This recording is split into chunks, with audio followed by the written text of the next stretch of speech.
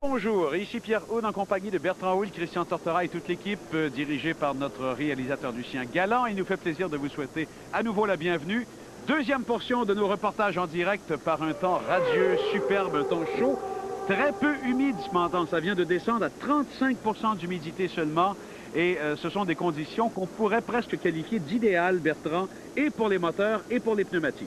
Oui, tout le monde va pouvoir s'exprimer. On a hâte d'avoir le choix de gomme. On parle beaucoup de gomme tendre, enfin de la gomme la plus tendre, pas nécessairement gomme tendre. Et on sait qu'on a 12 tours à faire seulement. Lors des derniers Grands Prix, on a vu les pilotes vraiment travailler fort pour trouver les bons réglages jusqu'à l'ultime minute même. On sait que ça se décide habituellement à la toute fin. Alors ça va être très intéressant. Voici ce qui nous déroute un tout petit peu. On pense que les pneumatiques, même les tendres qu'on a amenés chez Bridgestone, sont des pneus relativement durs. Et ce matin, on a entendu et on a même vu une situation un peu bizarre. On n'a pas réussi à améliorer les temps vers la fin de la deuxième partie de la séance libre, ce que l'on voit couramment en F1 habituellement. Ce qui fait qu'on pourrait donc choisir, parce que maintenant, là, c'est le moment, il faut choisir laquelle des deux gommes qu'on va utiliser pour la qualification et pour le restant de la fin de semaine. C'est très important, c'est un moment crucial. Et on pense qu'on pourrait y aller avec cette gomme tendre qui pourrait faire le Grand Prix demain avec un arrêt. Regardons tout de suite, Bertrand, les résultats de ce matin. Alors, ce matin, lors de la séance d'essai libre, les résultats que vous verrez sont des résultats combinés.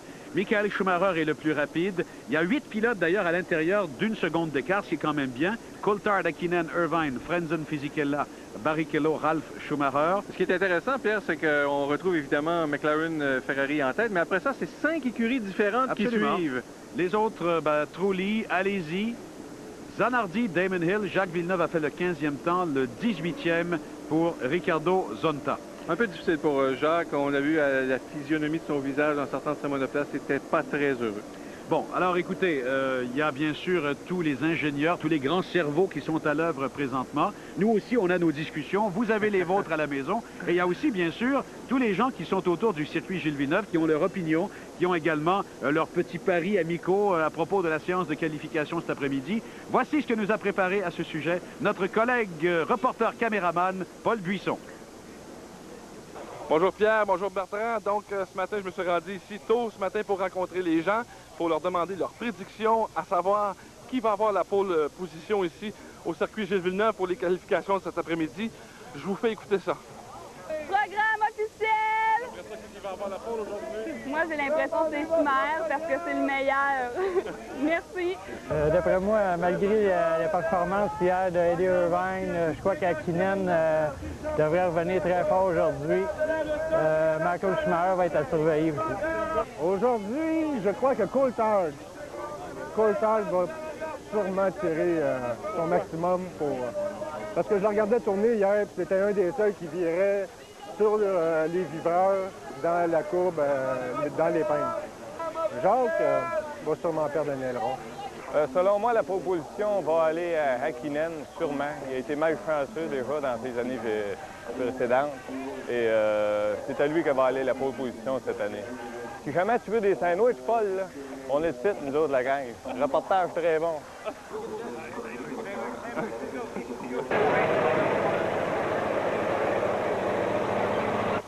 Ça va être probablement Hakkinen encore.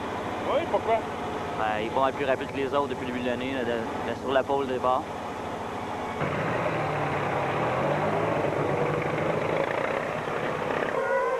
Qui est-ce qui va gagner la pole, Benoît? Qui va avoir la pole? La pole, j'espère que ça va être Jacques. J'ai confiance en lui.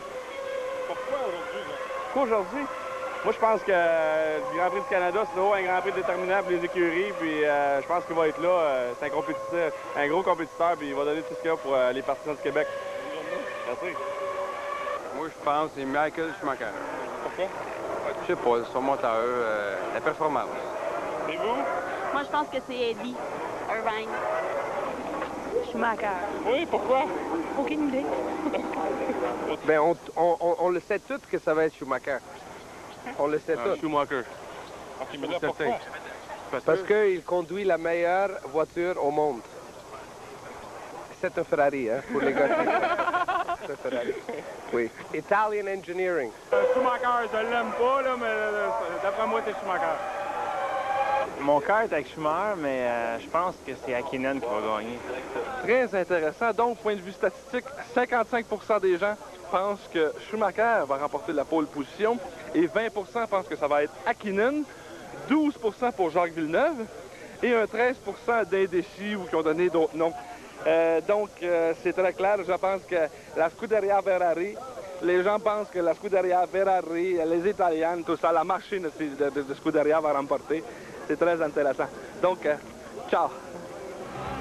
Grazie molto Paolo. Alors, chers amis, nous serons de retour dans quelques instants avec plusieurs entrevues intéressantes en marge de cette séance de qualification. Nous sommes de retour au circuit Gilles Villeneuve de l'île Notre-Dame. Regardez cette image qui dit tout, hein. C'est une foule absolument extraordinaire aujourd'hui. Il n'y a pas un endroit où on peut avoir, où on a prévu de la foule, où il n'y a pas un endroit qui est libre finalement. Et ça, on l'a vu hier vendredi également. Ouais. C'est vous dire à quel point la fièvre du Grand Prix est là. Et quel beau week-end. Il fait un petit peu chaud quand on y reste là au soleil, mais globalement, ça aurait pu être encore plus inconfortable, mais on est relativement bien. Hein. Ouais, ben, les gens apprécient maintenant aussi ce spectacle qui est devenu la séance de qualification. C'est vraiment extraordinaire. C'est 1 heure là, à haut suspense et grande intensité. Bon, Bertrand, parlant de haute intensité, parlant de mouvement de foule, tu te rappelles il y a quelques années quand Jean Alesi a gagné son tout premier Grand Prix ici, et son seul d'ailleurs jusqu'à maintenant, au circuit Gilles Villeneuve, Ferrari 27 par surcroît et ainsi de suite. Ça avait été le délire collectif. Jean qui semblait en belle forme hier, aujourd'hui c'est un petit peu plus difficile. Oui, ben, il a une évolution moteur sur sa Sauber. Il en profite. C'est un circuit qu'il aime aussi, où on peut vraiment se... Parce que c'est un circuit qu'il faut attaquer. Hein. Il faut attaquer le circuit pour aller vite ici. Et allez-y, ça lui plaît. Hier, ça allait bien. Aujourd'hui, peut-être moins, mais en qualification, j'ai hâte de voir ça. Bon, alors il a fait une espèce de point de presse collectif hier, ce qu'on appelle un scrum. Et nous vous présentons ses propos après la séance libre du vendredi. C'était un superbe anniversaire. On vous a pratiquement vu tout nu. Oui, presque, oui. Pedro, il a l'habitude de me faire des trucs comme ça. D'habitude, il me met la mayonnaise sous les poignées de porte dans la voiture, et puis là, bon, c'est le gâteau. Alors, ce circuit est un bon souvenir pour vous. Et puis, dès aujourd'hui, vous avez fait un excellent temps. C'est vrai que c'est un circuit que j'aime beaucoup. Donc, bon, comme vous avez pu voir, de temps en temps, j'étais aussi un petit peu dans l'herbe. Donc, je fais tout ce que je peux pour essayer de tirer le maximum de la voiture, du circuit. Et ça a bien marché puisqu'aujourd'hui je finis 4e. Jean, c'est un circuit quand même ici un peu spécial. C'est ici que vous avez eu votre première victoire avec Ferrari. On parle beaucoup de vous peut-être l'an prochain chez Ferrari. Tout ça, ça fait quand même quelque chose de spécial, non? C'est sûr que tout ensemble, ça donne beaucoup d'énergie pour conduire l'auto ici sur cette piste. J'ai bien entendu des très très bons souvenirs de la victoire, mais aussi des très bons souvenirs quand je suis monté à plusieurs reprises sur le podium. Donc c'est un circuit qui me convient bien, que je continue à aimer, et j'essaye de me dépasser. Donc comme vous avez pu voir tout à l'heure, 2-3 fois je suis allé à la faute, mais bon, le plus important c'est de se régaler. Jean, bien sûr, il y a Jacques Villeneuve ici qui est l'idole de tout le monde, mais après il y a Jean Alesi, il ne faut pas s'en cacher. Mais, ça me fait plaisir d'être resté dans le cœur des Québécois. C'est évident que Jacques soit le chouchou. J'espère que pour ce Grand Prix, il va avoir une voiture un petit peu mieux que ce qu'il a eu depuis le début de la saison. Et je suis persuadé qu'il peut faire un très bon résultat ici. S'il y avait un conseil, est-ce qu'on ne pourrait pas lui dire patience? Disons que c'est sûr que quand il y a des moments comme ça, c'est très difficile d'accepter des conseils de l'extérieur. Mais c'est certainement très difficile pour lui, surtout un garçon qui a été champion du monde aussitôt dans sa carrière de pilote de Formule 1. De se trouver dans une équipe qui démarre, c'est forcément pas évident. Mais d'un autre côté, je suis persuadé que dans les années à venir, ça va être une équipe qui va être complètement modelée sur lui. Et même si en ce moment c'est dur pour lui, ça payera un jour. Jean, une bonne séance d'essai libre et de solides espoirs pour la course, on se prend à rêver? À rêver, non, mais c'est sûr que par rapport à Barcelone, on est, à mon avis, pas mal.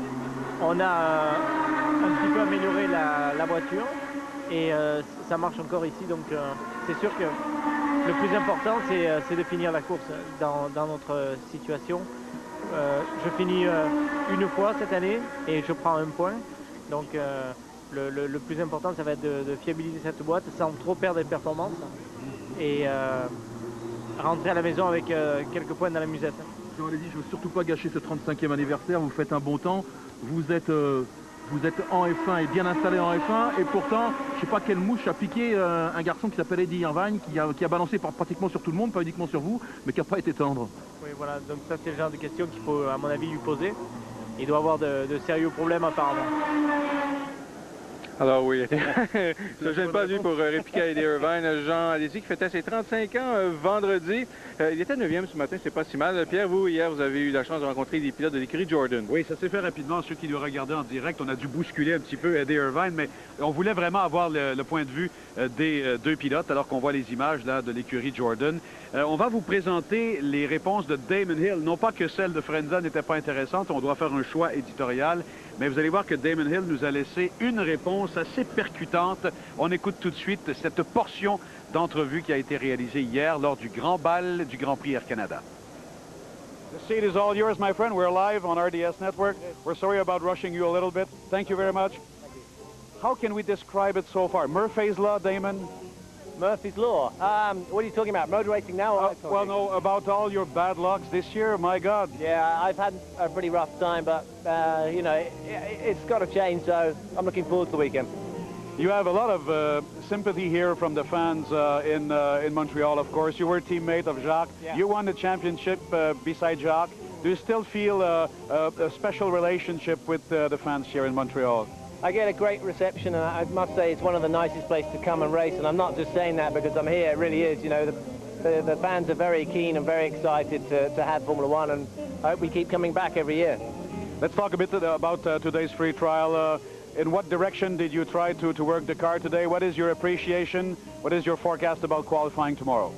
I think it's going to be an exciting one because there's only 3 seconds between the fastest car on the grid and the slowest car on the grid, so it'll be a lot to play for just a few tenths of a second. Damon, you expressed a lot of opinions, and you're a veteran driver, so I suppose the others may turn to you. Are you worried about the direction Formula One is going now? We just saw Ford buying Stewart. The manufacturers are more and more involved. Are drivers feeling that it's less and less their championship? Well, I think it's going to be it's going to be good for the sport to have big manufacturers involved. But as a driver, I tend to take a view that that I want to have a championship that gives me an opportunity. I don't want to be an employee of a motor company. You know, I want to be a racing driver, and I want to be able to express myself in a sport. So possibly it could be difficult, but I think that Formula One is very good, a very good show, very, very professional, and there's nothing else on earth to match it. I've got to ask about retirement, because it's been a factor talked about in the media. Is it a false assessment? Is it your plan? Are you thinking about it? Is family becoming more and more important? Well, I'm 38 now, so and I've achieved most of the things I want to achieve in the sport. And really, if I don't have a chance of winning again, then I don't see much reason in carrying on. So that's really the crux and the key to it all. If I can win again, then that's a reason to keep going.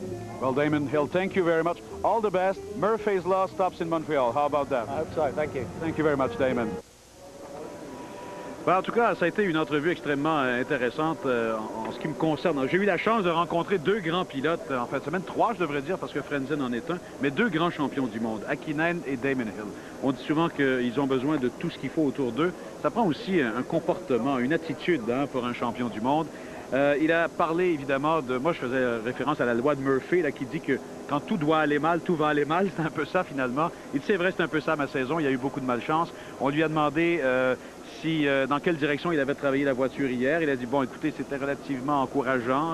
Il a tenté, lui aussi, différents ajustements, différents réglages. Mais la question intéressante, en fait, la réponse intéressante, c'est quand on lui a demandé s'il était inquiet, Bertrand, de la direction que prenait la F1 et de l'implication de plus en plus importante des constructeurs, des grands constructeurs. Oui, il a dit, je ne veux pas être l'employé, le simple employé d'un constructeur, je veux être un pilote de course, moi. Et c'est ça le problème, là. Être employé par une écurie de course où il y a des passionnés. Frank Williams, c'est encore un passionné. Oui. Ron Dennis, c'est encore un passionné. D'ailleurs, ils sont tous, pour la plupart, je pense. C'est pas la même chose du bureau de direction de Ford, du bureau de direction de Mercedes, etc. Eux, quand ça ne va plus leur tenter pour des raisons de marketing, de mise en marché, de faire de la F1, qu'est-ce qui va se passer? C'est la grande question. Et on lui a demandé, bien sûr, puisqu'on parle beaucoup de retraite dans son cas, est-ce que ce sont des potins de journalistes ou si c'est vrai? Il a dit non, il y a du vrai parce qu'à 38 ans, j'ai été champion du monde, j'ai piloté pour de bonnes équipes. Et si vraiment je suis... demandez qu'on fasse un peu moins de bruit. Et si vraiment je ne peux pas avoir une bonne équipe gagnante au cours des prochaines années, je vois pas pourquoi je continuerais, mais je vois pas pourquoi je m'arrêterais si je pouvais encore gagner. Alors... Tout à fait. Et cette signature, on sait que Jordan espère avoir le même moteur que BAR l'an prochain. Là, et ça devrait effectivement pouvoir lui offrir un bon volant. Bertrand, on a évidemment une équipe de sites web, des webmasters, comme on dit en bon français, qui sont extraordinaires. Ils sont à l'œuvre présentement et ils nous promettent encore plus d'action sur le RDS site. Alors, pour bien suivre la qualification en même temps que nous vous invitons bien sûr à venir nous retrouver à l'adresse que vous voyez à l'écran. Et nous serons là également, bien sûr, avec tous les détails demain pour le Grand Prix Air Canada. Nous allons faire une pause. Au retour, on poursuit cette émission d'avant-qualif à l'antenne de RDS. À tout de suite.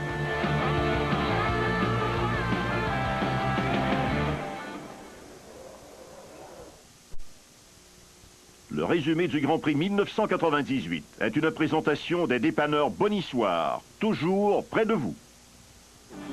On se transporte maintenant au Canada, à Montréal, sur le circuit Gilles Villeneuve pour la 7e épreuve de la saison. Coulthard partira premier devant Hakkinen et Michael Schumacher. Stallone, lui, tient compagnie à Villeneuve. Au départ, Schumacher demeure sur place et est évité de peu par une des voitures de l'écurie Prost. Le premier virage est extrêmement serré. L'inévitable se produit, c'est Wurz qui est catapulté à la suite d'un accrochage avec Alesi. Alesi est limité à l'intérieur. Wurz est complètement embouteillé et c'est la catastrophe. La course est arrêtée. Malgré la force de l'impact, c'est le retour au puits en vitesse. Wurz signale qu'il tiendra le coup et rejoindra ses rivaux en piste quelques instants plus tard. Reprise des activités, tout fonctionne à merveille pour Coulthard. Ce qui n'est pas le cas de Hakkinen, littéralement débordé par plusieurs concurrents. À l'approche du virage, la situation est toujours aussi tendue. Ralf Schumacher virevolte et s'en tire bien dans les circonstances. On peut en dire autant pour Jean Alesi.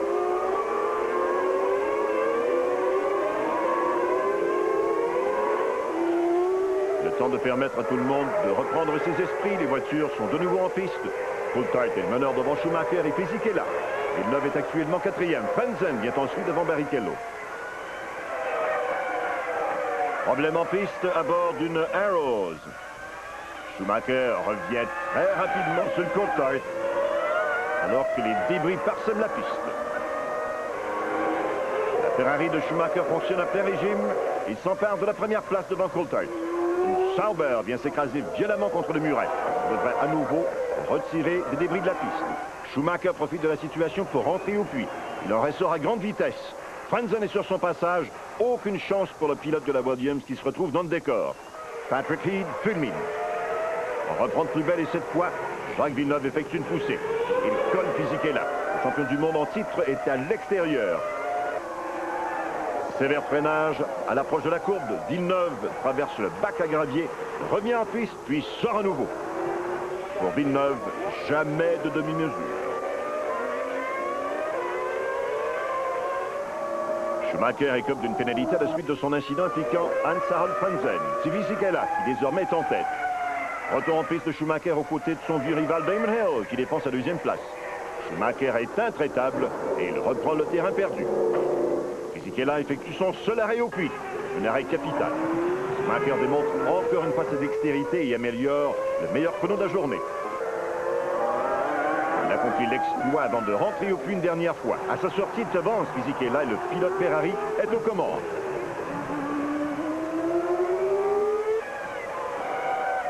Il remportera éventuellement la victoire alors que son compagnon d'écurie, Irvine, terminera 3e. On jubile chez Ferrari. Après cette épreuve, Hakkinen a accumulé 46 points, 8 de mieux que Schumacher. David Coulthard est 3e avec 29 points. Vient ensuite Irvine, Fisichella et Wurz. Jacques Villeneuve vient au 8e rang.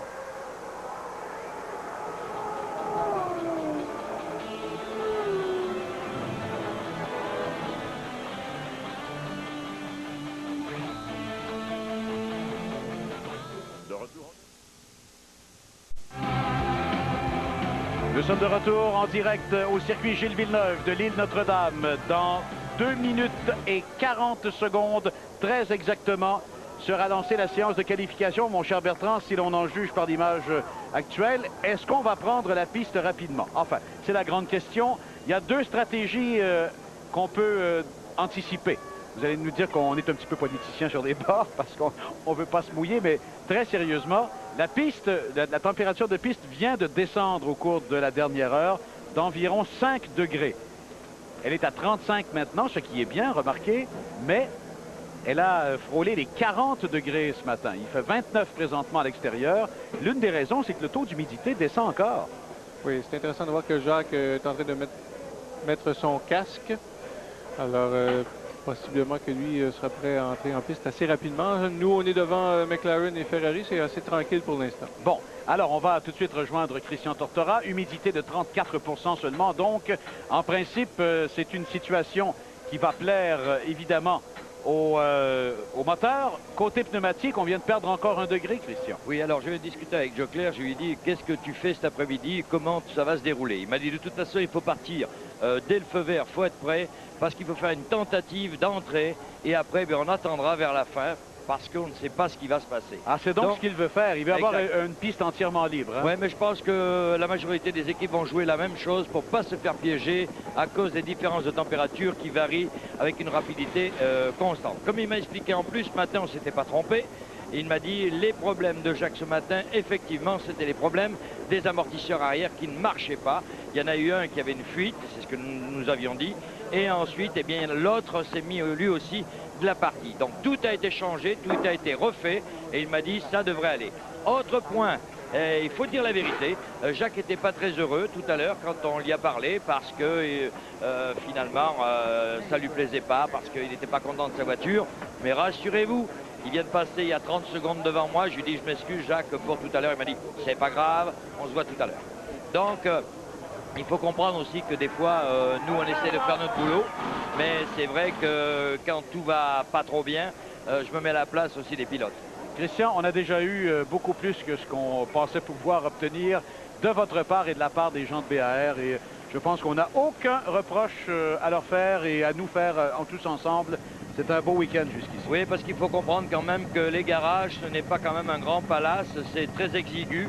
Et lorsque vous avez presque 30 ou 40 bonhommes qui s'affairent continuellement à droite, à gauche, qui amènent des pneus neufs, qui retirent les pneus et les vieux pneus qu'on va se servir, qu'on va remettre en arrière, tout ça, ça fait un va-et-vient continuel. C'est évident qu'on ne peut pas être dans le chemin. Hein. Bon, alors c'est fait, messieurs, c'est parti officiellement. Le chrono de 60 minutes pour cette séance. Alors je vous donne tout de suite les conditions importantes au tout début de cette heure de qualification. On vient de gagner 3 degrés de piste, messieurs. C'est 38 maintenant.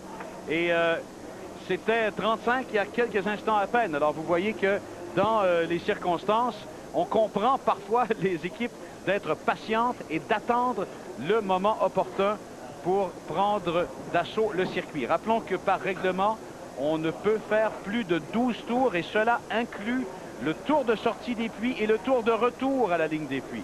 Ce qui veut dire que vous devez en brûler 3 pour en faire un complet.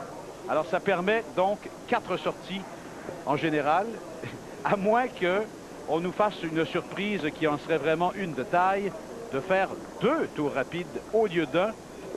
Moi, je garde une toute petite porte ouverte à cette hypothèse-là, et peut-être que je suis dans le champ complètement, comme le veut l'expression populaire. D'après le commentaire qu'on a eu ce matin, les pneus ont mis beaucoup de temps à monter en température. En parlant de température, Pierre, je suis juste derrière avec nos amis de Supertech. Ils font la même chose. Eux, c'est leur tête et tout le corps qui transpire. Ah, écoutez, il y a une chaleur à l'intérieur, c'est intenable. Oui, ben surtout, oui, à l'intérieur, ça, il n'y a pas de doute. À l'extérieur, c'est chaud et sec, mais il reste que le soleil frappe, c'est un soleil de plomb. Si vous le permettez, je vais juste déranger 30 secondes un des ingénieurs de chez Supertech. Oui. Est-ce que cette température peut affecter le fonctionnement du moteur? Ah, bah, pour ces températures-là, c'est très difficile pour le moteur. Il faut vraiment calculer au plus juste le refroidissement de la voiture. Mais une des grandes qualités de notre moteur, c'est de résister aux très fortes températures. Donc on devrait être un petit peu mieux placé s'il fait très chaud. Alors sans vous demander vos pronostics, je pense que même si ce matin Jacques a eu des problèmes avec sa suspension, ça devrait peut-être aller mieux cet après-midi. Ah, on espère que ça va aller mieux, vu que hier le potentiel était là. Donc on espère qu'on va avoir réussi à rattraper tous les bouts pour progresser et se placer comme à Barcelone. Alors sur vos écrans, on l'a un peu expliqué à tous nos téléspectateurs, mais c'est difficile puisque c'est quasiment secret, il faut bien l'avouer. Vous surveillez en permanence des centaines de paramètres. Oui, tout à fait, à peu près une centaine, effectivement, oui. Et de suite, pour vous alerter, pour aller plus vite, il y a ce qu'on appelle des alertes. Oui, on a un programme d'intelligence artificielle qui calcule, qui fait des dérivés, qui permet de détecter si le pas est en train de se passer ou va arriver. Donc vous prévoyez déjà ce qui risque d'arriver au moteur un tour ou deux tours plus tard. Tout à fait. Merci. Ben, merci Christian, voilà des propos intéressants. Et nous allons faire une pause tout de suite. Je pense qu'on comprend bien ce qui se passe. On est prêt cependant, parce qu'on ne veut surtout pas risquer beaucoup trop là d'avoir trop de circulation en piste. Et on reverra probablement les premières voitures au retour. Restez avec nous. Le pilote mystère, une présentation de Vitro Plus, les cracks de la réparation de pare-brise. Si vous démasquez notre pilote mystère, téléphonez dès maintenant au numéro apparaissant à l'écran et vous pourriez vous mériter un lecteur CD AM/FM Clarion pour l'auto d'une valeur de 399 $. Le gagnant sera connu à la fin de l'émission. Une présentation de Vitro Plus, les cracks de la réparation de pare-brise.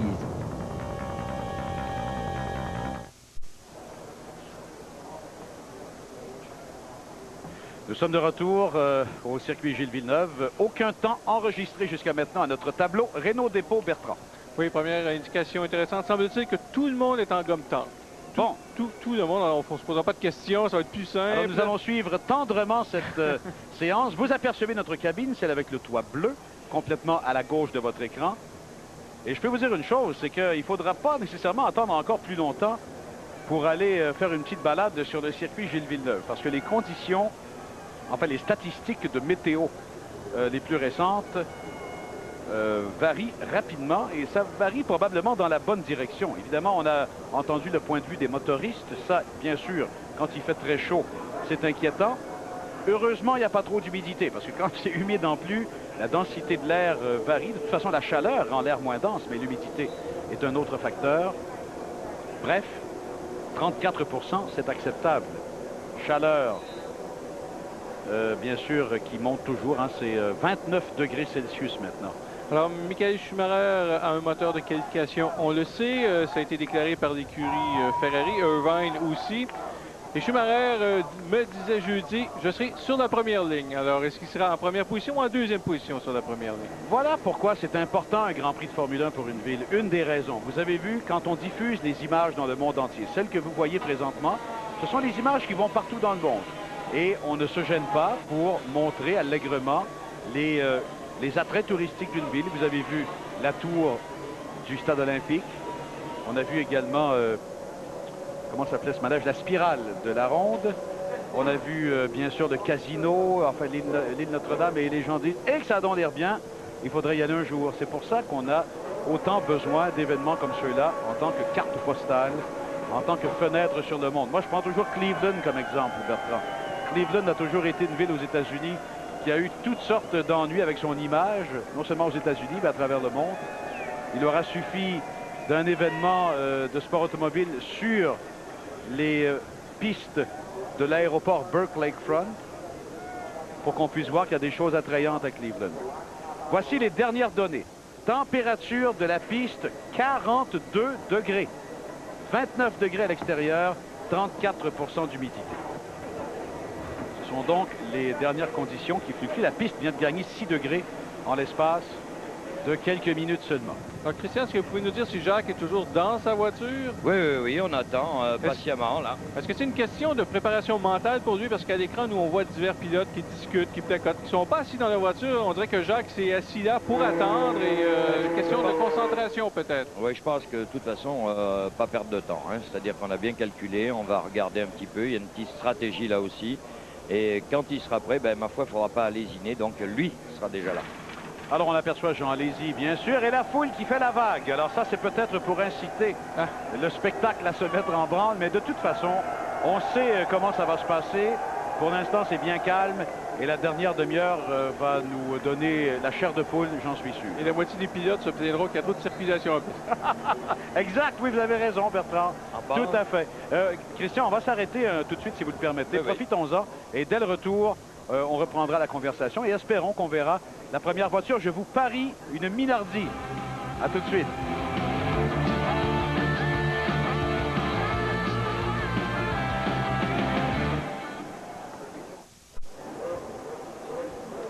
À notre tableau Renault Dépôt, toujours pas de temps enregistré. Ça devrait se faire bientôt, cependant. On entend les moteurs qu'on fait tourner là, progressivement. Il y a à peu près déjà 12 minutes d'écoulées à cette séance. Mais là, je pense qu'on va y aller. Écoutez, à 42 degrés de piste, je pense qu'on réalise qu'on ne gagnera pas grand-chose. On attend peut-être un petit nuage, mais nous, on regarde autour et ils vont attendre longtemps. Il y a ça, un petit nuage. Il ne faut quand même pas pousser trop loin. Ça va aussi loin que ça. Hein? Oui. Petit passage nuageux, la 5 degrés. baisse, oui, et c'est le temps d'y aller. Alors, mais je pense pas effectivement que ça va arriver. On vient d'en gagner un autre, 43 degrés. Et il y a toujours le danger de ce qu'on a vu ce matin lors des essais libres. C'est une voiture qui saute un moteur, répand de l'huile sur la piste et c'est impossible d'aller rapidement. En tout cas. Mais en réalité, c'est dur de savoir qu'est-ce qu'on recherche exactement. Moi, j'ai toujours pensé que là, c'est vrai qu'on est dans le gomme tendre. Alors, est-ce qu'on recherche une piste un peu plus fraîche par rapport à... En fait, une piste un peu plus chaude pour les gommes dures, une piste un peu plus fraîche pour les gommes tendres? On avait pensé que c'était la tendance. Oui, Christian? Chez Barre, on est prêt, là. Moteur en route. Bon. Je pense qu'on est prêt ailleurs. Villeneuve est prêt, là. On va bouger également chez Benetton. Zonta encore les couvertures chauffantes sur les pneus. Villeneuve, on vient de lui enlever. Alors des mots de bonne chance. Et il est parti. Ce sera Jacques en piste premier, donc. Oui, ça a l'air. Moi qui pensais que ça allait être une Minardi. Alors j'ai perdu un pari qui pourtant était facile. Et je pense que ça fait plaisir au public. Ah, la foule est debout devant nous, vous avez raison. Et le voilà en piste. Jusqu'ici, on entend les gens hurler. Alors officiellement, Jacques Villeneuve, le premier en piste pour cette séance de qualification.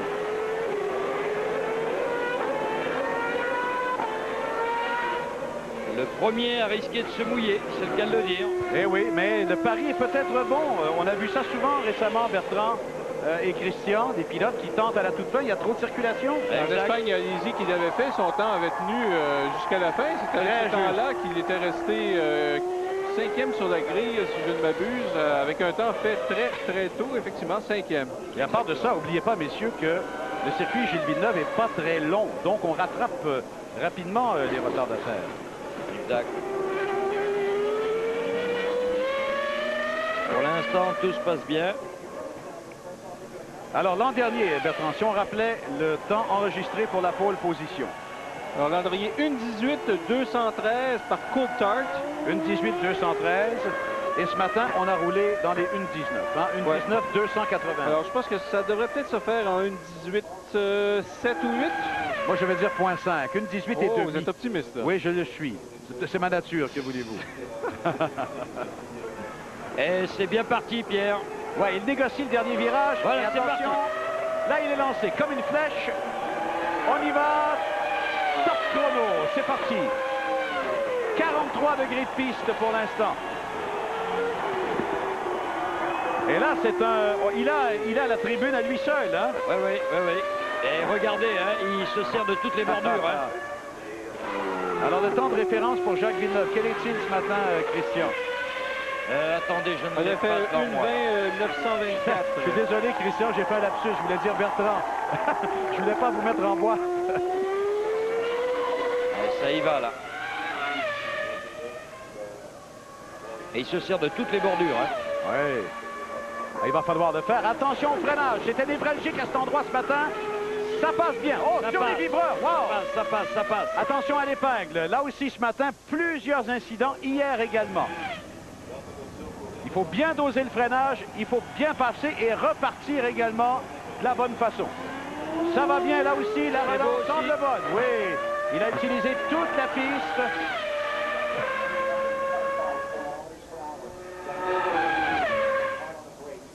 Le voilà le long de la portion rapide. C'est là qu'on se demande s'il y aura pleine utilisation de la puissance et de la vitesse de la voiture. Très joli. très beau là. Va-t-il pouvoir passer? Ah, ce sera relativement lent. Relativement lent. Oh, 1,23, 183. Mais attention, est-ce que il faut, on le met en relation avec ce matin, mais il faut attendre de voir les autres. Est-ce que tout le monde sera pénalisé d'une vitesse un peu plus basse? Oui, parce que les conditions n'étaient pas les mêmes. Hein. Alors, est-ce qu'on en fait 2 ou un seul? Voyons, on le verra dès le premier point de chronométrage. Je pense qu'on va en faire un seul. À l'œil. Oui, alors on a notre réponse au moins à une des questions. On va faire qu'un tour rapide, vraisemblablement.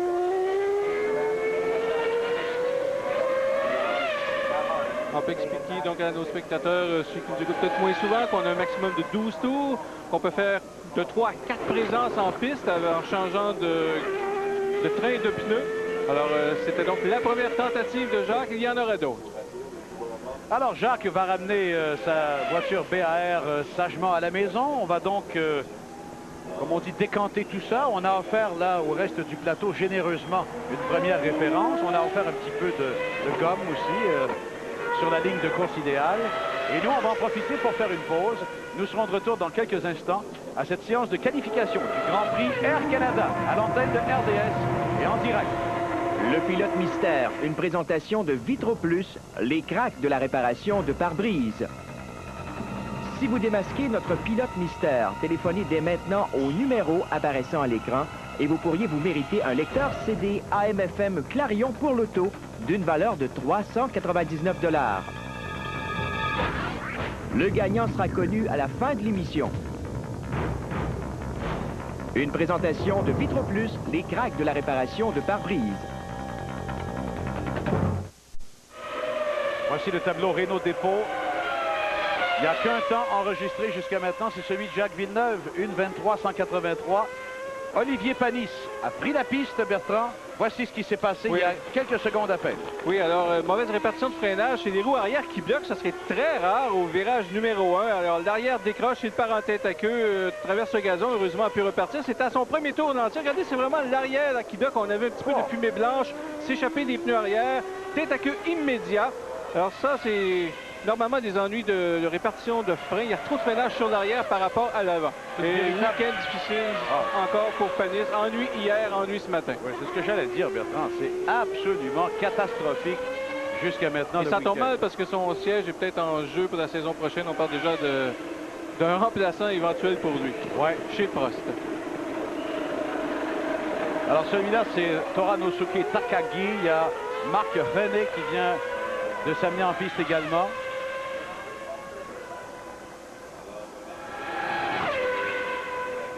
Alors, Christian, est-ce que vous pouvez nous dire si on travaille sur la voiture de Jacques? Oui, on a travaillé tout à l'heure encore une fois sur la suspension arrière, un petit réglage sur les ailerons et maintenant, bien, on attend. Est-ce qu'on pense y aller 3 fois ou 4 fois, Christian? Ah, il ne sait pas encore. Là, j'ai demandé à Jacques, il dit que ça va dépendre de la situation réelle sur le terrain. Je pense qu'il y a beaucoup de propos et de réflexions au conditionnel présentement. Tout à fait, oui. Alors, il y a De La Rosa qui a fait 1,23,404 derrière Jacques Villeneuve. Takagi, ben, vous l'apercevez en piste présentement. Il n'y aura pas de problème à rouler à l'intérieur du 107%, mais la norme du 107% devra quand même être observée. On devra regarder si tout le monde sera à l'intérieur. Rappelons qu'un temps supérieur à 107% de celui de la pole, vous n'y allez pas. Panis a le meilleur temps. 1,22,341. Il vient donc d'établir une nouvelle référence qui ne tiendra pas. C'est bien évident.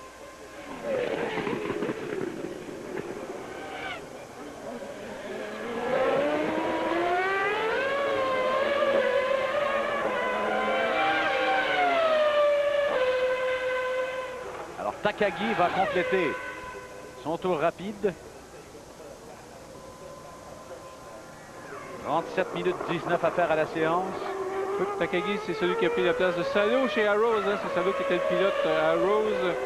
Explication assez simple. On a un chiffre, 6,5 millions de dollars américains. Alors, c'est la dot de mariage qu'il a amené à l'écurie Arrows. Et là, regardez par les fabricants de pièces japonaises PIAA. Regardez les temps de Panis et de Takagi, ça vous donne une idée que le premier temps enregistré par Jacques Villeneuve ne valait rien finalement en termes de classement. Je peux vous confirmer cependant que David Coulthard vient de prendre la piste. Alors que Takagi a même touché le rail en sortie de virage. Alors pour l'instant, c'est Panis, Takagi, De La Rosa, Villeneuve. Freinet est en train de compléter le tour, son vrai tour de qualification. Frenzen s'amène en piste maintenant du coin de l'œil. On vous en parle comme ça pour les garder en mémoire, parce que nous les aurons éventuellement.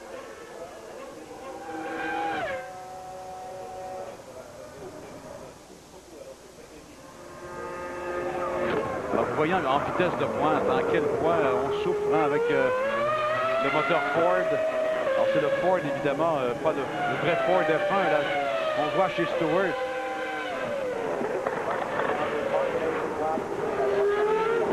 Alors voilà Coulthard.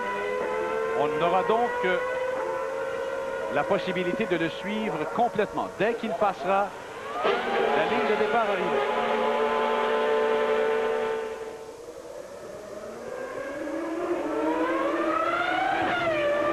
Encore Hakkinen à toutes les pôles cette saison. Attention. Oui, c'est vrai.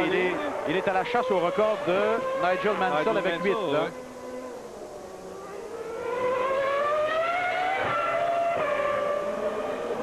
Alors voilà Coulthard qui s'amène et c'est parti. Regardons au premier temps intermédiaire quel sera son avantage. Et du coin de l'œil, Mika Hakkinen. On est vraiment très organisé. Hein? Hakkinen qui sort, Zonta également. Pendant que Coulthard, lui, est lancé à fond.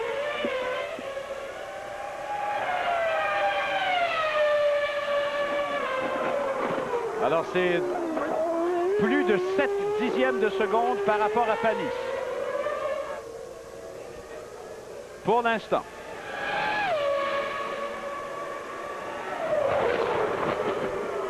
Pas de problème au freinage. Très propre. Hein? Oui, on a hâte de voir à l'épingle cependant. C'est surtout Hakkinen qu'on a hâte de voir au virage en épingle. Oh, ça va y regarder presque 2 secondes par rapport à Panis. Impeccable. Ouais. Alors le vrai temps de référence, c'est celui-là, le premier qu'on obtient, là, la vraie donnée à se mettre sous la dent. Et on a bien calculé l'écart aussi, vous avez vu, hein, pas de circulation pour le gêner. Attention au dernier virage. Oh, il a tout juste fait osciller la voiture. Ça l'a pénalisé un tout petit peu, mais le temps de référence sera de 1:20.074. Alors celui-là, gardez-le bien en mémoire, 1:20.074. Alors il aurait pu aller sous les 1:20 du TT de cette petite dérobade. Il faut faire attention parce qu'on est tellement près du mur à cet endroit. Oui, en plus, lui, on a vu du ciment à la sortie du virage à l'extérieur et lui, il est allé plus loin que ça. Il a touché le gazon un peu. Ça pourrait éventuellement déséquilibrer sa monoplace et de l'expédier sur le muret des puits. Bon commentaire, oui, Christian. Il lève pas le pied, là. Hein? Surveillez bien, il lève pas le pied, là.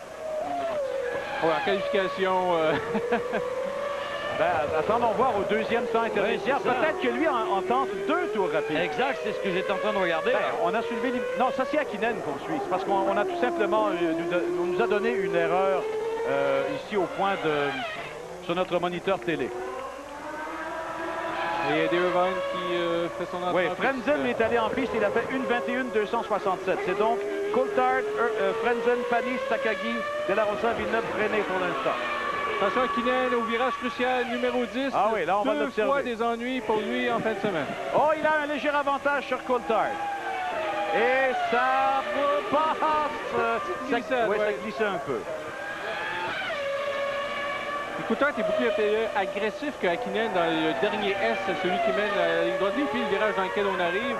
C'est intéressant de comparer le style. Rappelez-vous, Coulthard est sorti très large. Belle sortie là aussi. Ah oui, celle-là a été très propre. Très propre. Ouais, plus coulante que celle de Coulthard. Ça va être dans les 1:19. Ah non, 1:20.071. 3 millièmes d'avantage seulement. Là, il serait temps à Ferrari de sortir parce que s'il y a du trafic, ça va déranger les affaires. Ben, Irvine est déjà en piste, on peut vous le confirmer, Christian. Donc, on voit la reprise de l'accident de Hakkinen ce matin. Voiture déséquilibrée au freinage. Peut-être des ennuis, là, parce que c'est presque impossible de la perdre seulement en touchant au frein. Alors, des ennuis de freinage pour Hakkinen ce matin. Et Barrichello qui vient d'entrer en piste à son tour. Oh, attention. C'est parti pour Irvine. Et voilà, Michael Schumacher qui repart. Juste au moment où Irvine passait devant, là. Zanardi vient de faire le 6e temps pour l'instant. Alors, nous avons des données toutes fraîches. Zanardi, 6e, devant Panis.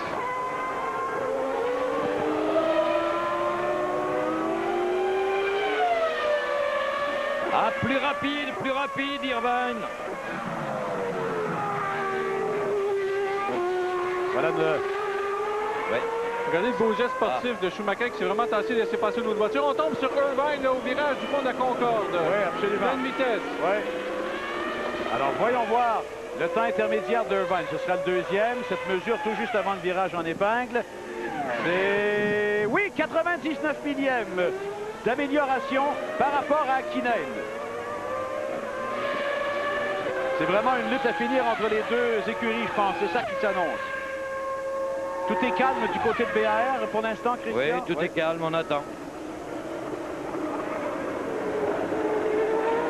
Alors, regardez la sortie du virage de Schumacher comparativement à... Irvine est allé embrasser le muret de béton, mais il n'a pas touché. Et son temps sera de 1,2314.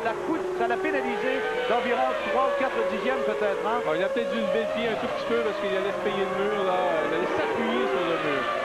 Oh! Est-ce qu'il est passé tout près? Je n'aurais pas mis une main, moi. Hein? Ah non! Moi non plus. À peine une feuille de papier. On est exactement à mi-chemin de cette séance d'essai officiel.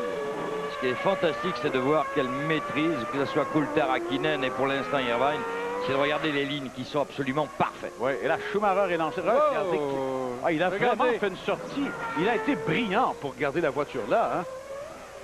Oh, regardez-moi ça. Il a vraiment attaqué la bordure, il a déséquilibré sa voiture. Beaucoup... Oh, regardez Schum! Ah oui, 348 millièmes d'amélioration. Irvine, ça lui a quand même donné le 3e temps, messieurs. Là. Frenzen est maintenant 4e. Herbert 5e. Diniz 6e. Alors, virage du pont de la Concorde, aucune difficulté pour Schumacher. On arrive au virage à l'épingle Est. Alors, ça donne quoi? Oh, dans les 48, une demi-seconde. À ce point, vous imaginez. Voyons voir s'il va en reperdre un petit peu dans la ligne droite, dans la portion ultra rapide. On en douterait. Alors, regardons aussi sa sortie de virage, encore une fois, ce S. Barrichello est maintenant 4e. Trulli est maintenant 5e. Et voilà Schumacher qui s'amène. Belle maîtrise à la sortie. Quel sera le nouveau temps de référence? C'est sûr qu'il sera le meilleur. Une 19,298. Incroyable. Une 19,298. C'est plus de 7 dixièmes d'amélioration. Superbe travail. Aïe, aïe, aïe.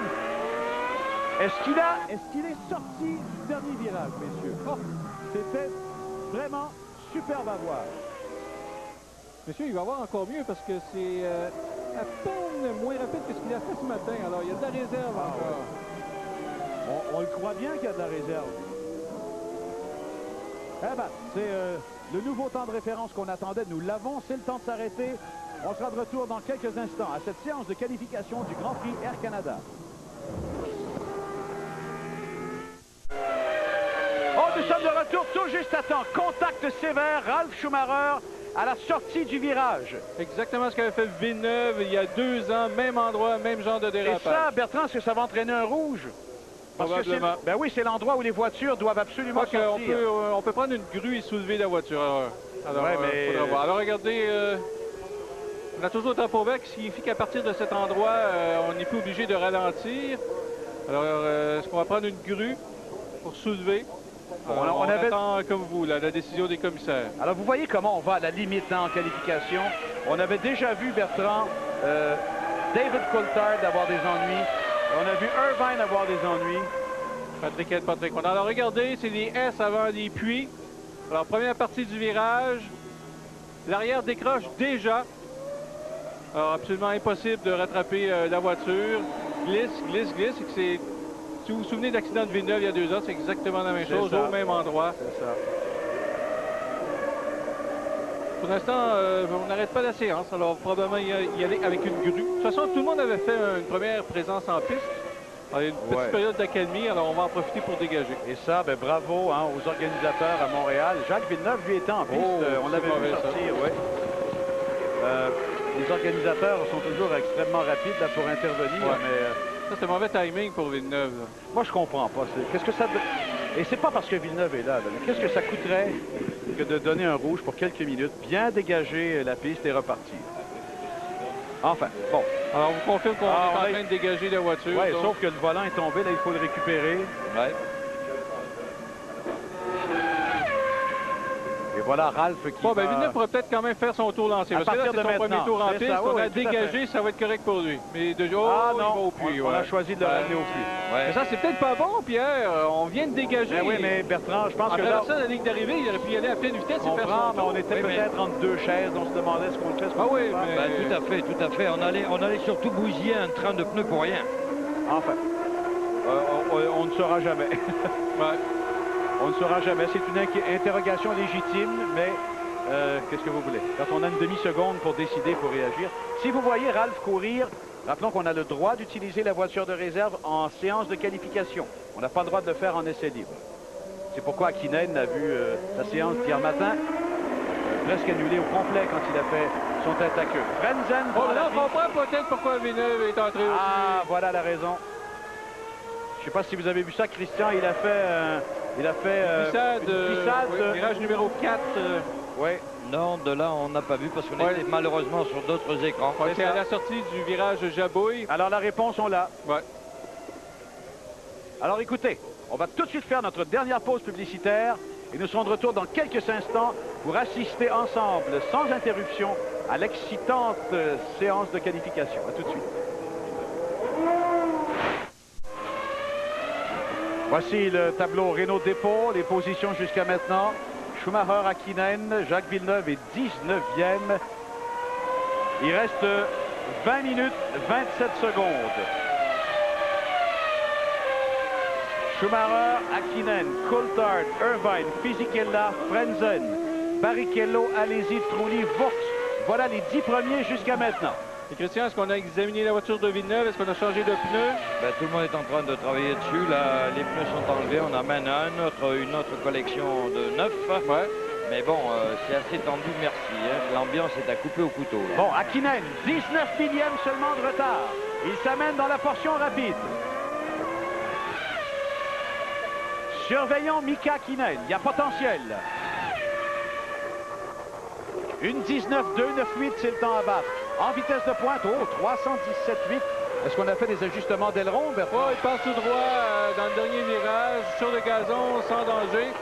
Et ça, ben, c'est ce qu'il y a de mieux à faire. Si vous avez l'impression de ne pas pouvoir réaliser le virage, ben, il faut circuiter ou éviter un tête à queue. Alors, ça lui donne quand même toujours le 2e rang. Quand même. Ben, quand même, oui. C'est bien. Imaginez ce qu'il aurait pu faire. Parce que là, il a quand même court-circuité. Parce que je me demande il a raccourci la distance totale de son tour.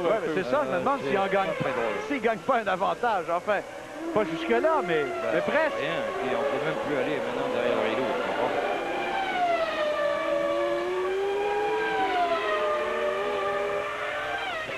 Alors, 3 pilotes sous les 1,19. Schumacher, Hakkinen, Irvine. Coulthard est 4e à 1,20,074. Reprise Hakkinen, regardez, arrive très rapidement. Premier point de corde. Ouais, il s'est rendu compte qu'il ne ferait jamais la deuxième portion du virage. Peut-être le vibreur aussi qui est un peu déséquilibré dans la première partie de ce S. Michael Schumacher reprend la piste avec 18 minutes et 30 secondes à faire maintenant. Contact Zonta et Ralph Schumacher. Eh ben, dis donc. J'ai l'impression que Zonta avait l'impression que Ralph voulait le laisser passer. Il y avait de l'espace, puis il a repris sa trajectoire normale et il y a eu accrochage. C'est pas la première fois qu'on voit Ralph impliqué dans un incident. Alors, Hakkinen de retour dans les puits après cette tentative avortée. Bon, Ralph fait du jardinage dans le tirage numéro 8 pour la Concorde. Soltal lui continue. Et là, il est avec la voiture de réserve. Oh, voiture touchée, regardez l'arrière, le pneu arrière gauche de la voiture de Schumacher. Et ça, c'est là, la voiture de réserve. Il en a déjà mis dans le mur, lui. Oui, c'est la voiture de réserve, celle-là. Ouais. Alors là, il n'en reste plus. Là. Quelles sont les options? La voiture de Zanardi? Il va sauter dans la voiture de Zanardi. Il a le droit de le faire. Zanardi n'est que 15e. Là, il a déjà changé une fois de voiture, là. Oui. Est-ce qu'on n'en permet pas 3, Bertrand, par règlement? On va aller voir. Écoutez, ce sont des petits détails qu'on ne voit pas souvent. Mais de toute façon, il revient à la ligne des puits. Peut-être qu'on pourra faire le travail de toute façon. Là, il reste 17 minutes encore. Je trouve vraiment touché, là. Oui.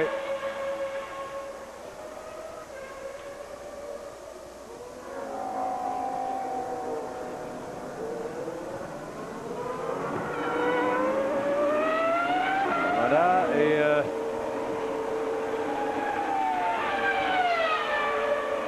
pour l'instant, bon, évidemment, Ralf Schumacher n'a toujours pas atteint le standard de 107%. Alors, il devra revenir rapidement là, en piste s'il veut prendre le départ demain.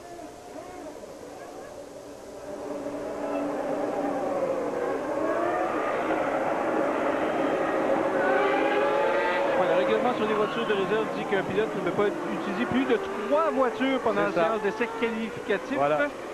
Donc, on pourrait éventuellement sauter dans celle de Zanardi. Je pense que le règlement est tout à fait dans... tient compte des ressources qu'on a à la disposition. Vous avez votre voiture, une voiture de réserve, vous avez la voiture de votre coéquipier. Voilà. Alors, Chaume l'a presque perdu à l'entrée du virage du pont de la Concorde. Ah, il a... Non, j'allais dire il a amélioré. 119 millième. Oui. Roue bloquée au freinage, point de corde raté à l'épingle. Ils ont de la difficulté, nos pilotes, aujourd'hui. Oui. Je ne sais pas si c'est...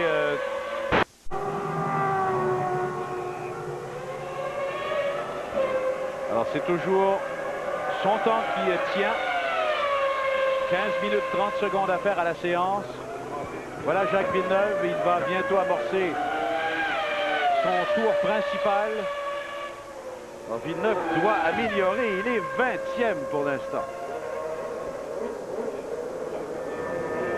Il aura un avantage, Bertrand. Il y a très peu de voitures en piste présentement. Alors, il ne sera pas du tout gêné par la circulation. Alors, voilà, c'est parti.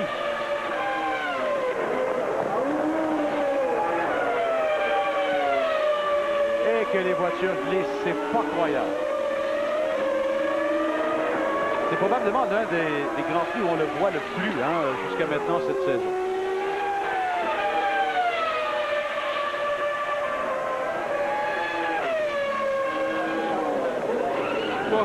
Aïe, aïe, aïe, vous bloquez. Bon, ça passe quand même.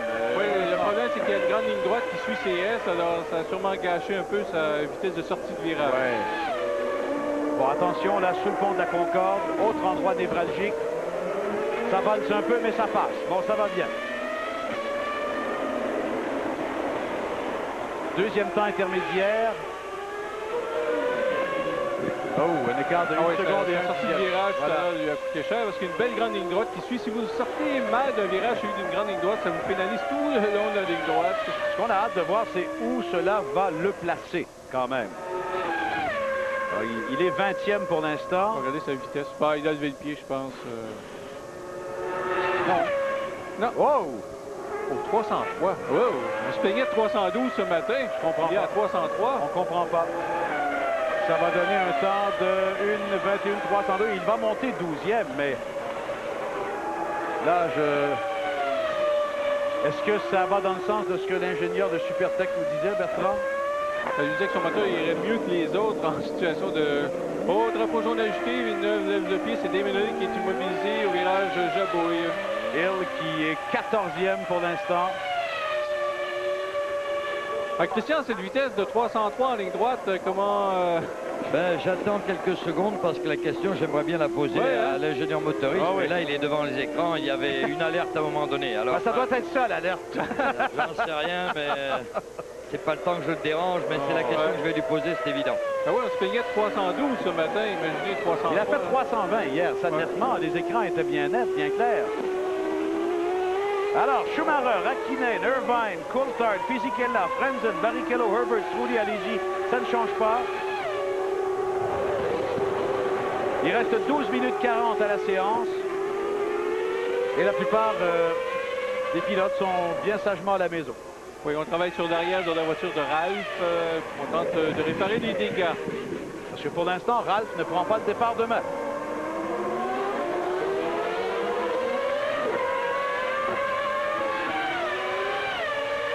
En piste, David Coulthard, on l'a vu du coin de l'œil. On vous tiendra au courant. Oh là, Frenzen a de la circulation devant lui. Et là, il a vraiment dégagé nettement et suffisamment large, oui, pour passer. Est-ce qu'il aura été pénalisé? Attendons voir.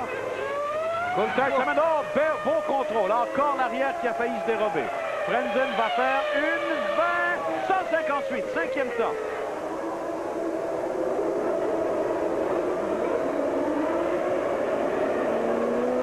Et là, je vous jure que ça y va. Hein. Écoutez, il reste 11 minutes. Là. Il y a Ralph qui sort. On a donc réussi à réparer sa voiture. Et les deux McLaren seront en piste. Et Irvine est en piste. Ça, c'est une des Arrows. Est-ce qu'il y a eu un contact ou est-ce que c'est simplement non, simplement, il voulait très lentement en ligne droite. Il s'est arrêté. On va dégager la voiture, enlever les drapeaux jaunes et que tout le monde puisse y aller à fond. Oui, c'est juste. On l'avait vu rouler très lentement quand Frenzen s'est amené.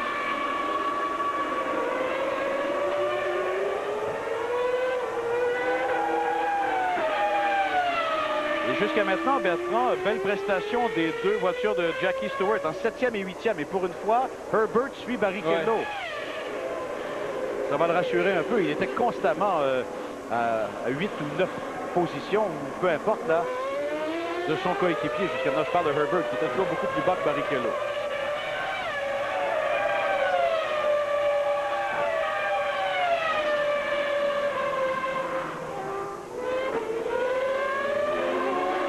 Alors voilà Coulthard qui va commencer son tour rapide lors du prochain passage. Ben, en fait, oui, c'est fait. Hein. Alors Pierre, oui, il y a Leclerc qui vient de voir juste l'ingénieur auquel je devais parler tout à l'heure. Oui. Et ils ont montré à quel tour il y avait le maximum de vitesse. Il a donné les ordres. Ils sont en train d'appuyer sur les touches du clavier, certainement pour modifier la cartographie du moteur. Oui, parce que ça ne peut pas être seulement l'aileron, là, quand même. Oui, Jock est venu ici, ils ont discuté tous les deux. Ils ont regardé juste un diagramme. Il a dit, OK, tu me mets ça, c'est ça et ça et ça. Bon, alors, au moins... On va travailler dans la bonne direction. On verra. Qu'est-ce que ça donne pour Coulthard? Ben, c'est un demi-seconde de retard. Mais là, momentanément, il sera coincé derrière cette voiture. Qu'est-ce qui est là? C'est Zoltan. Tant pis pour ceux qui attendent trop longtemps, mon cher Bertrand. Ils vont bien finir par apprendre la leçon. Regardez cette vitesse de pointe, 321. C'est ça la longue ligne droite au circuit. Belle sortie. Va pour un autre. Oh, belle maîtrise, oui, pour Coulthard. Qu'est-ce qu'il va faire? Et c'est quand même pas mal, là. Non, quatrième temps. Est-ce qu'on y va pour un autre tour rapide? Ah, Irvine est absolument incroyable à la sortie du virage. Irvine qui fait... Oh, le deuxième temps! Irvine qui fait le deuxième temps. 1:19.440. Hakkinen et Coulthard descendent 3 et 4. Avec à peu près 9 minutes à faire. 9 minutes plus 5 secondes. Tir groupé des Ferrari, tel qu'on l'attendait. Est-ce qu'il a eu une maîtrise exceptionnelle? Et d'ailleurs, à Monaco, tu te rappelles, c'était le maître, hein, à la glissade, au virage Anthony et Nog, là, quand il revenait.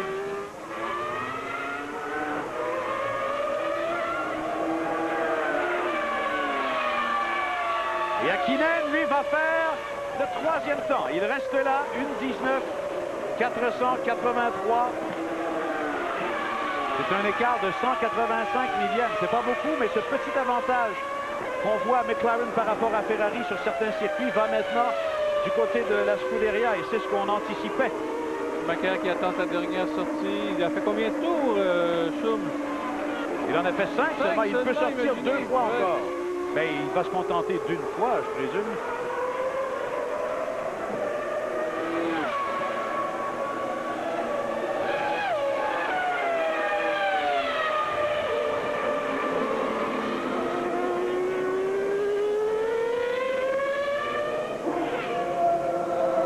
Alors, Schumacher, Irvine, Hakkinen, Coulthard, Barrichello qui a fait le 5e temps. Il a remonté, Rubens Barrichello.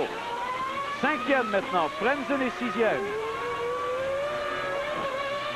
Alors, ne tenez pas compte de ce que vous voyez dans la mesure où Hakkinen ramène la voiture tout simplement là, à la ligne des puits.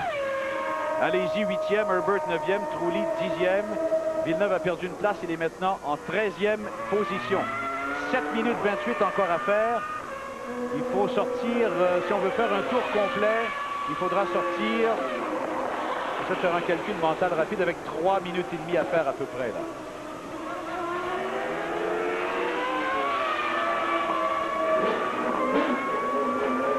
Jacques sort maintenant. Ah ouais, bon. Ben, le moment est propice, il n'y a personne en piste. Alors il y a tout, pneu neuf et modification en ce qui concerne le moteur. On va voir si ça va donner des résultats. Bon, quand je dis personne, évidemment, c'est une figure de style. Il y a très peu de voitures en piste, alors aussi bien le faire maintenant. C'est parti. Bon, Ralph vient de rassurer tout le monde, je pense, quant à sa participation à la course de demain. Il est maintenant 12e.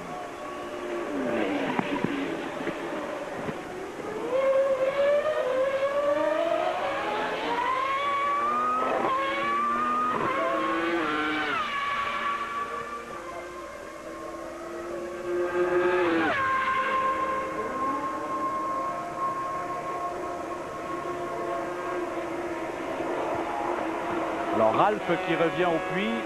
On dit chez McLaren qu'on a de la difficulté à bien équilibrer les voitures et la raison elle est simple. Je regardais mes statistiques. C'est la première fois cette année que McLaren utilise la gomme la plus tendre. Ah. Alors il y a peut-être un petit manque d'expérience à ce niveau-là. Oui, peut-être. Là, on a de la difficulté à trouver le bon équilibre. On est quand même 3e, 4e, mais on voudrait être 1er, 2e.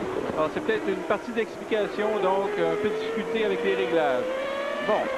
Et le fait que c'est un circuit, on l'a déjà dit, qui ne convient pas nécessairement au McLaren, qui s'exprime mieux dans les tracés avec de grandes courbes rapides. Alors Jacques Villeneuve, pour l'instant, a glissé en 14e position. À son passage à la ligne de départ arrivée, ce sera le vrai test pour lui, le test du week-end. Évidemment, il y aura toujours des stratégies d'arrêt au puits demain et ainsi de suite, mais bref. Voyons voir ce qu'il pourra faire.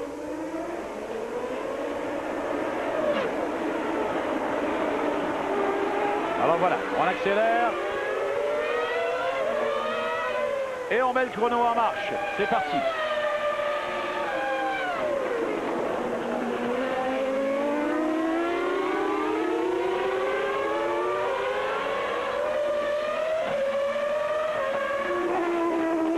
C'est quand même impitoyable. Hein? C'est ça l'affaire sur Villeneuve, qu'il a fait du tour jusqu'à présent. Alors c'est vraiment sa dernière chance. Oh là là, il a une Arrows devant lui. Ouais. Ah ouais.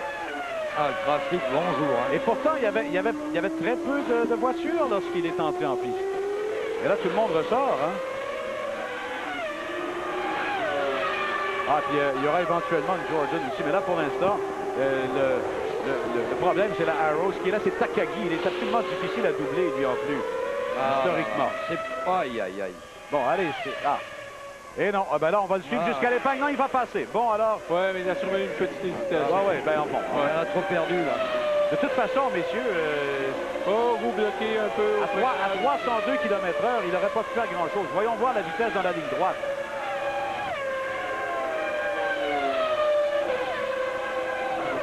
J'ai eu l'impression que Takagi vous laisse tasser, mais je ne savais pas de quel côté. Ouais. Surveillons s'il y aura amélioration. Oh non, c'est très lent, mais ce qu'il va pouvoir améliorer par rapport à ce qu'il a fait précédemment. Non, il n'améliore pas. Il reste là où il était. Est-ce qu'il va tenter d'en faire un autre? Il pourrait en faire un autre. Et là, il s'agit de voir dans quel état sont les pneus, dans quel état est la voiture. J'ai l'impression qu'il est parti pour en refaire un autre. Hein. Tant qu'à tout tenter, il vaut mieux le faire. Hein. Oui. Moi, je pense que s'il le faisait, ce serait sage.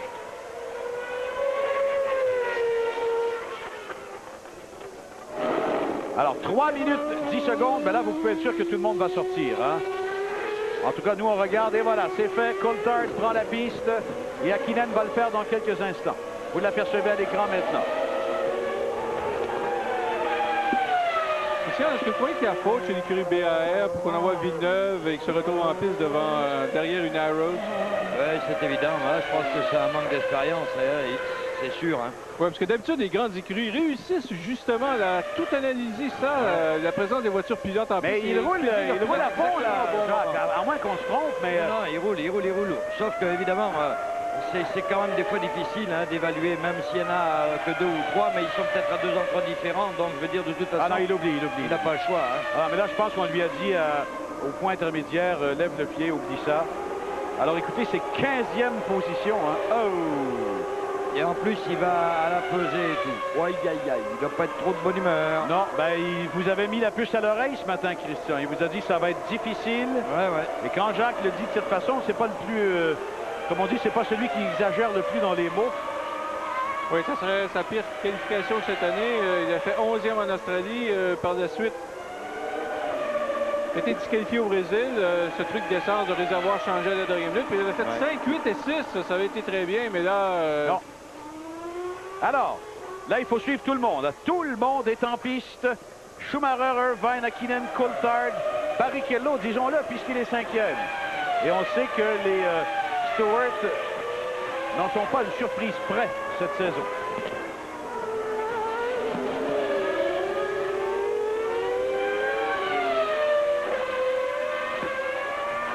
Une minute 20 au total. Surveillons le temps intermédiaire de Coulthard, qui nous en dira long. Qu'est-ce que c'est que ça? Ah oui, pardon, 23 300, pardon. Alors c'est 223 millièmes. C'est... ça va être dur à rattraper, Bertrand. Oui, impossible. Ouais. Parce que là, si on veut prendre des chances, on va vers des endroits névralgiques. Pont de la Concorde, virage en épingle.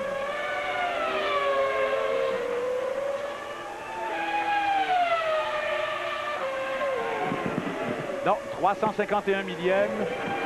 Et on n'a pas vu davantage McLaren dans la portion rapide par rapport au Ferrari. Au dérapage, allez-y. Il en a fait 4 hier. Oui. Allez-y est 8e pour l'instant. 323,6. Bonne vitesse de pointe pour Coulthard. Attention à la sortie, c'est bien fait. Oh oui, superbe trajectoire à la sortie. Voyons voir, on ne sait jamais. Coulthard, oh non, il a vraiment traîné ce retard jusqu'à la fin. Nous, on a Ron Dennis devant nous sur le muret des puits. Il n'était pas content, Ron. Alors, il reste plus de temps. Tout le monde va donc pouvoir enregistrer un dernier chrono. Hakkinen. Oui. Wow. Alors, il s'amène. Que va-t-il faire? Hakkinen qui va faire une 19.327. Il est 2e pour l'instant. Attendons les 2 Ferrari maintenant. Hakkinen 2e. Mais si au moins il réussissait à se ramener sur la première ligne, ce serait psychologiquement très important pour lui. Attendons Ferrari. Moi, je suis pas sûr que Michael va tout donner ici qu'il a la pole. Mais chercher Irvine, est-ce qu'il a terminé? Non, Michael n'avance pas. Pierre, juste le temps de vous dire que Jacques est venu juste devant nous, là, regarder les écrans. Je vous assure qu'à regarder les yeux, c'est pas le temps de lui poser une question. Ah non, Irvine vient de revenir au puits. Alors, l'ordre tel qu'on l'a est le bon. Non, je présume, écoutez, c'est... Schumacher aussi au puits. Oui, tout le monde s'arrête. Oui, il n'a pas eu le temps de vous donner un commentaire. Non, il est venu, il n'a rien dit, il a gardé le casque, il était libéré. Il est resté quoi, 2-3 minutes, hein, il a regardé tous les diagrammes. Il est parti, mais pas de bonne humeur. Hein. Bien, messieurs, pour la première fois, ce ne sera pas une McLaren en pole. Ce ne sera pas Mika Hakkinen. Première fois de l'année. Hakkinen était sur une séquence qui aurait peut-être pu lui permettre d'aller vers le record qui avait été établi par Nigel Mansell. Senna, pardon. 8 sur 2 saisons, 88-89. Oui, mais compte tenu un petit peu de la situation... Mansell, c'est le nombre de pôles dans une saison. Saison qui était 14. Oui, j'avais fait confusion là.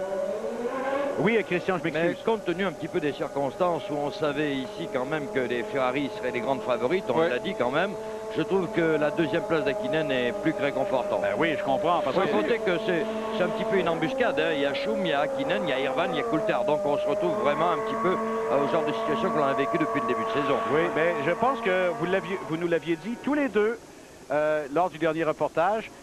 L'égalité entre les deux équipes, elle se fait de la façon suivante. Il y aura des circuits propices à Ferrari, il y aura des circuits propices à McLaren. Exact. Et sur ces pistes-là, selon le cas, elles vont s'échanger des avantages de quoi? 2 dixièmes, 3 dixièmes, pas plus. Et c'est ça qui va rendre le championnat intéressant jusqu'à la fin. Et aujourd'hui, celui qui a peut-être pas fait son travail, c'est Irvine. Irvine, d'après moi, aurait dû, regardez ici, route bloquée. Ouais, ça, c'est Alizé, hein. Tout à l'heure. Alors, je pense que c'est Irvine qui n'a pas fait le travail aujourd'hui. Il avait la voiture, d'après moi. D'ailleurs, il était plus rapide hier lors des 2 séances. Il avait la voiture pour être à côté de Schumacher sur la première ligne et faire son travail, être le coéquipier de Schumacher. Oui, mais vous savez, Pierre, c'est bien difficile à évaluer parce qu'il suffit d'un léger pépin, hein, mais 3 fois rien. Un réglage un peu différent d'hier, puis c'est fini, ça tombe à l'eau. Hein. Ouais, y a pas de ça tient à tellement peu de choses. Dites-vous une chose, messieurs, il faut aussi revenir à ce qu'on a vu depuis le début de la saison. On ne peut dire que Irvine et Coulthard ne joueront pas un rôle demain, voulu ou malgré eux, parce qu'ils sont tous les deux en deuxième ligne derrière. Alors, les 4 voitures des écuries de pointe sont quand même 1, 2, 3 et 4. Et rappelez-vous que Irvine et Schumacher ont été brillants en même temps. C'est à Monaco, si je ne m'abuse. Oui. Et on va voir ce que ça va donner. Alors, on s'arrête tout de suite. On aura les entrevues d'après-qualif dans quelques instants.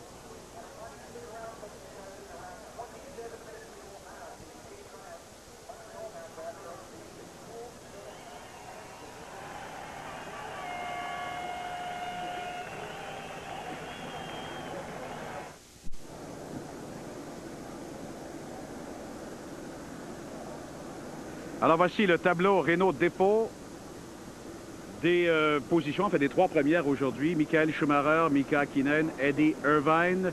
Alors c'est Hakkinen qui est venu jouer le trouble fête vers la toute fin. On s'attendait à une situation 1 et 2 de la part de Ferrari. Coulthard et là Barrichello. On attendait les Stewart. On voulait voir si c'était sérieux depuis le début de la saison. Il y a eu une trêve à un moment donné et là c'est sérieux. Frenzen 6e. Et par la suite, Fisichella, Alesi, Trulli, Herbert, Wurz, Zanardi, Ralf Schumacher, Damon Hill. Ça ne s'améliore pas du tout pour Damon Hill qui pensait pouvoir un petit peu secouer la guigne ici à Montréal. Panis, Villeneuve a pris le 16e rang et ça c'est absolument catastrophique. Lui et Zonta sont au même endroit. Bref, c'est pas nécessairement étonnant parmi les positions de tête. On peut s'attendre parfois à ce que certains varient. Mais de retrouver les 2 BAR aussi loin, c'est incompréhensible. On avait parlé du principal ennui pour les BRS, c'était le moteur Supertech. On y goûte encore plus en fin de semaine. Ferrari a une évolution moteur, Sauber a une évolution moteur. Ça s'en vient au cours des prochains Grands Prix pour Stewart, ça s'en vient au prochain... Il y a Prost qui en a déjà une aussi. Alors, si Supertech n'évolue pas, il partait déjà avec un désavantage. S'il n'évolue pas, ça coûte cher. Ici, il y a une belle grande ligne droite. Il y a une limite jusqu'où Villeneuve peut enlever des ailerons sur sa voiture, peut enlever le braquage de ses ailerons. Les ailerons, ça tient les voitures en courbe parce qu'ils sont très braqués. On peut en enlever pour aller plus vite en ligne droite, mais ça finit par être très pénalisant dans les virages. Il y a une limite à ce qu'on peut faire pour compenser un manque de puissance. Je pense qu'en partie, c'est ce qu'on voit. Et quand... imaginez Ferrari, qui a un moteur probablement le plus puissant que les Mercedes et le Ford, arrive avec une évolution moteur. McLaren, on ne sait même pas ce qu'ils font, essayez même pas de le savoir. Peut-être qu'ils en ont aussi. Alors, c'est sûr que l'écart, ça risque de coûter cher à chaque fois l'utilisation de ce moteur sur le tech. Je ne sais pas si Christian peut se joindre à nous pour la conversation. Est-ce que vous avez réussi... Non, je suis là et actuellement... Avez-vous réussi à obtenir quelques informations, au moins pour nous donner une piste d'explication? Oui, j'attends Craig Pollock. Il est là, il est en train de discuter avec l'ingénieur-chef. Ça discute ferme. C'est vrai qu'il y a un problème. Actuellement, je vois aussi évidemment les gens qui travaillent sur le moteur vont travailler aussi encore sur la suspension. Donc c'est tout un ensemble encore une fois qui n'a pas fonctionné. Alors on va essayer d'attendre quelques secondes de plus. C'est vrai qu'il y a une tension ici. Je vous assure qu'on n'est pas à la joie et à juste titre. Après ce qu'on avait fait à Imola et en Espagne, c'est sûr que c'est décevant. Mais s'il y a des raisons techniques, on pourrait le savoir dans quelques heures. C'est parce que là, la nouvelle donnée qui entre en ligne de compte, c'est la vitesse de pointe absolument en deçà de l'acceptable le long de la route du bassin. C'est ça qui nous a un petit peu déroutés. On peut comprendre les ajustements, les suspensions, bref, on peut comprendre aussi les réglages, plus ou moins d'appui. Mais quand on voit une vitesse de pointe aussi faible, là, il y a un problème majeur. Et c'est pas que... Et on ne peut pas parler des autres Supertech qui sont devant Jacques Villeneuve pour la première fois, là, messieurs. Oui, oui, regardez physique est là, hein, ça avance. Oui. Alors moi, ce que je trouve encourageant pour la suite du championnat, c'est cette pole de Schumacher.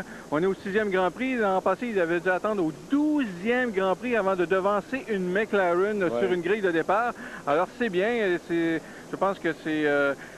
Effectivement, Pierre, on va voir ça tout au long de la saison. On s'en va en France, peut-être un circuit plus favorable au McLaren. Après ça, ça sera en Angleterre, en Allemagne, etc. Alors, il y a beaucoup de développement qui s'en vient aussi chez ces deux écuries dès le Grand Prix de France. Alors, ça va être une lutte là, intense, vraiment. Je pense pas que personne va avoir l'avantage d'ici la fin, un avantage marqué. Et puis, il ne faut pas non plus, sans vouloir minimiser l'importance du Grand Prix Air Canada ou du Grand Prix du Canada depuis qu'il existe au mois de juin, il faut dire que, en général, cela marque la fin d'une étape.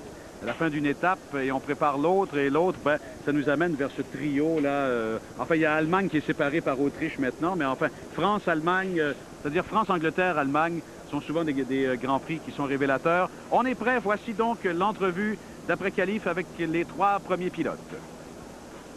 Couldn't do his last lap, so it couldn't I, but for me it wouldn't have changed, but sure it could have gone a bit faster and it would have been good.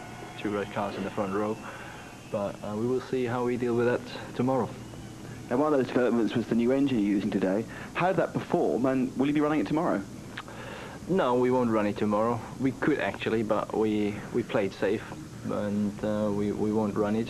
But as you know, in these kind of development areas, it is really small detail, and I'm sure if you look at the difference we saw, we should have done even with the old engine, but it's always good to have something extra in hand, and the guy's obviously pushing hard, but soon it's going to be the engine we will race.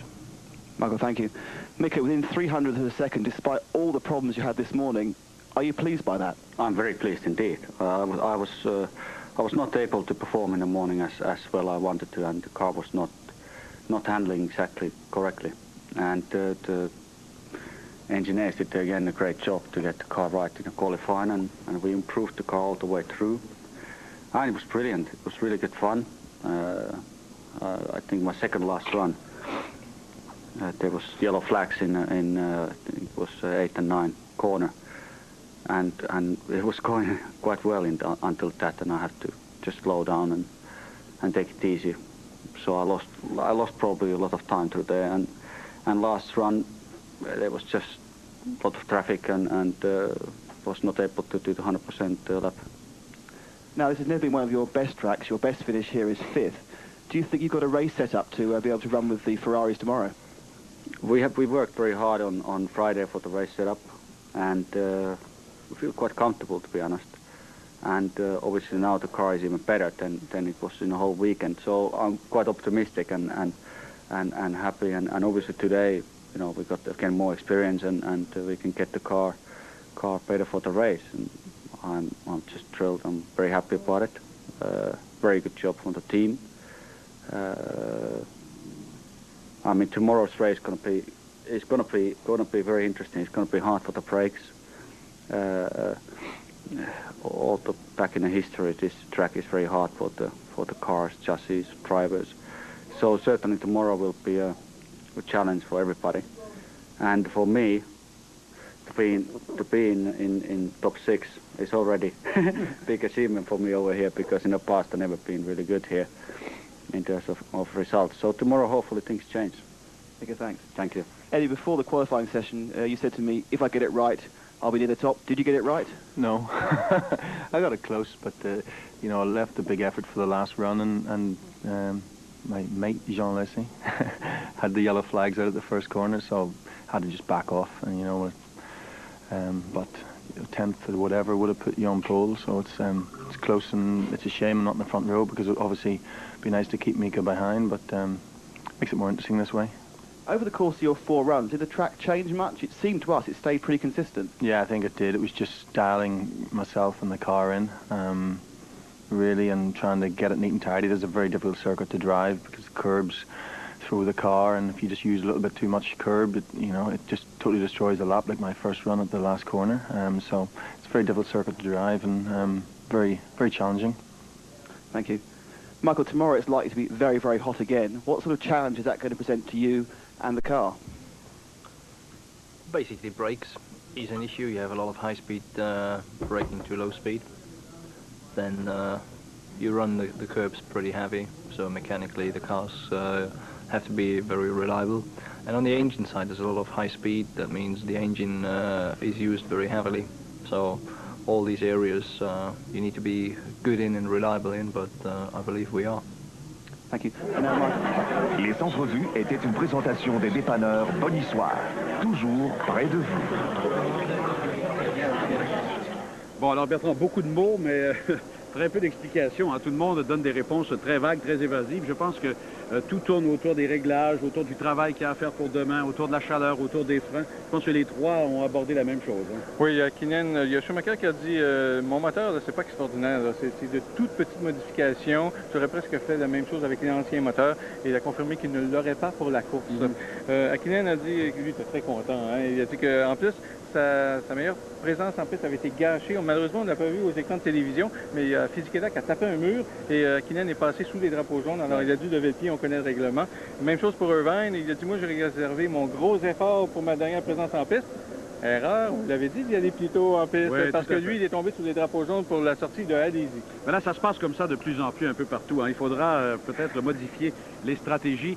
On aimerait bien avoir quelques explications du côté de BAR. Je pense que nous les aurons tout de suite puisque Christian Tortora est en compagnie de Craig Pollock.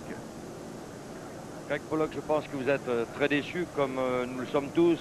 C'est rare de voir Jacques Villeneuve, Zonta aussi mal placé sur une grille de départ, alors que les 5 derniers Grands Prix, ça avait été qu'une progression dans le bon sens.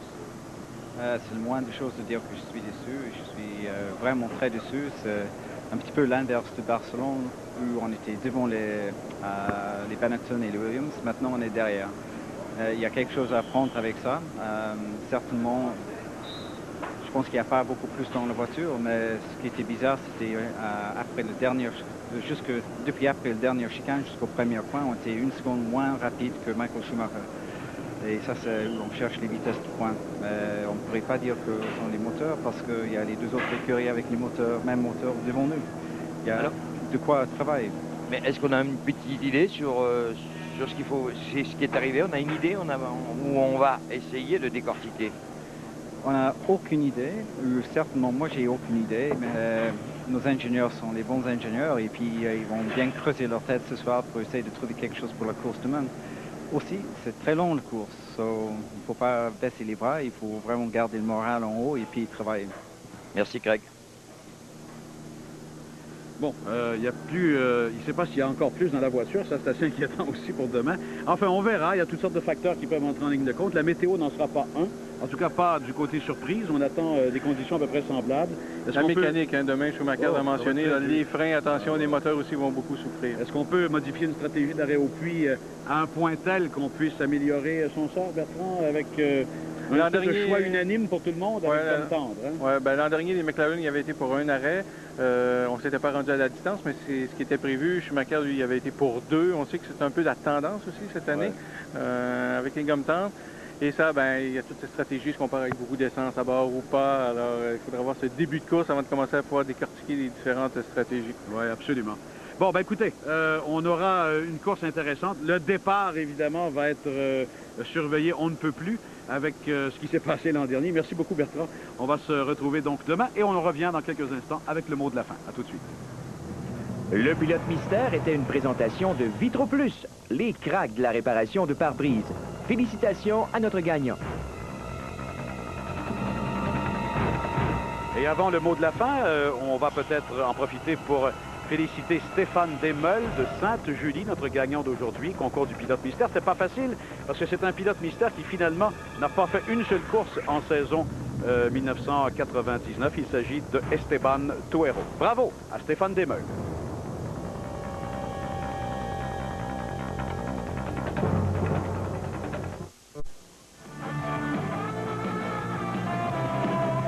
Le Grand Prix Air Canada.